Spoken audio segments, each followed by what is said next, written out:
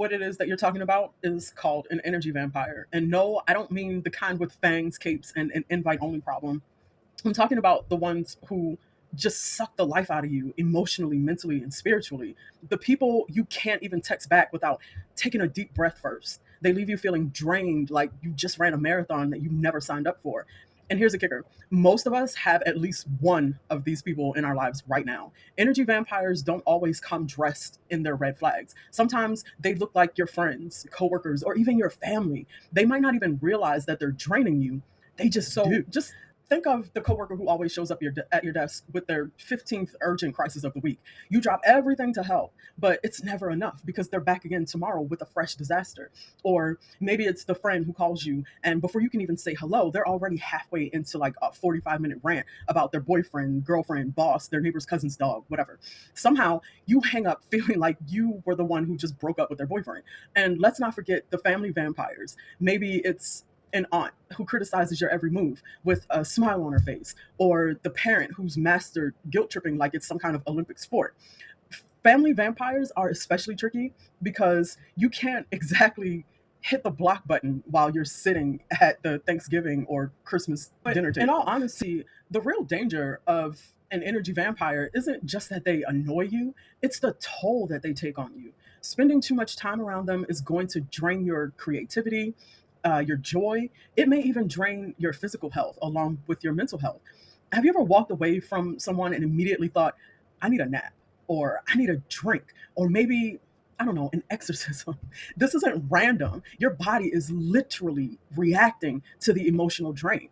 You might notice the headaches or fatigue and irritability, even anxiety. The truth is, we are not built to constantly give without receiving anything. So here's the thing: relationships, whether they're romantic, familiar, or friendship, or even just an associate, they're supposed to flow both ways. Energy vampires break that flow, and it becomes a one-way street where you're always the one giving and they are always the ones taking. And over time, that imbalance is going to make you question your own worth. That's how powerful it is.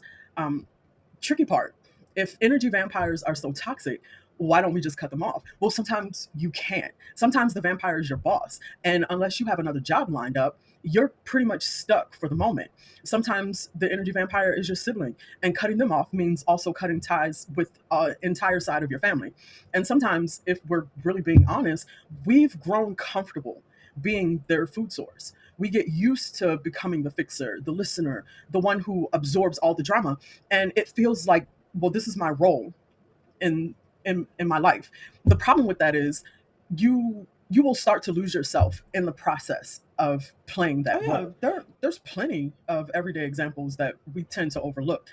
You got your friend who only hits you up when they need something: money, a place to stay, somebody to cry to. But when you need them, silence.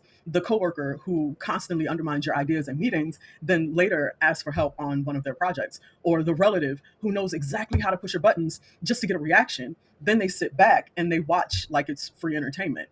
If you're walking away from interactions like that feeling tired and resentful or small, this is not normal.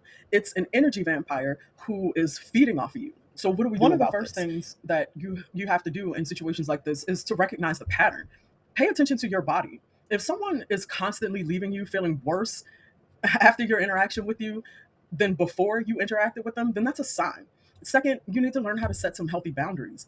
Boundaries are like your garlic, your holy water, your wooden stake. That might mean limiting the time that you spend with them, changing how you communicate, or deciding that there are certain topics that are off limits. Pro tip: don't feed them. You cannot feed them your energy. Energy vampires thrive on reactions: your anger, your guilt, your pity, anything.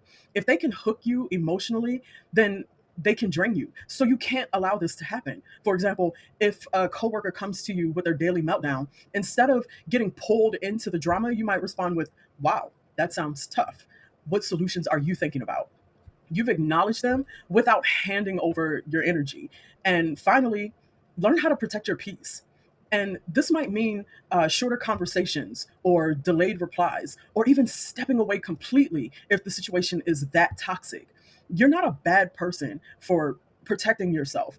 You're You're a healthy person who understands that you have a limit for how much energy you are going to just freely give to because someone. At the end of the day, energy vampires will always exist. Some drain because they're selfish, some because they're hurting, and some because they just don't know any other way.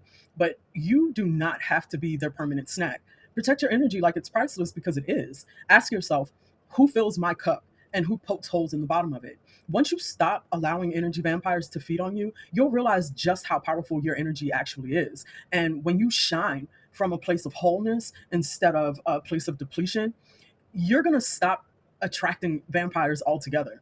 Yes, they're still going to exist, sure, but they're going to have to find someone else to feed on because you have made yourself untouchable. Simple as that.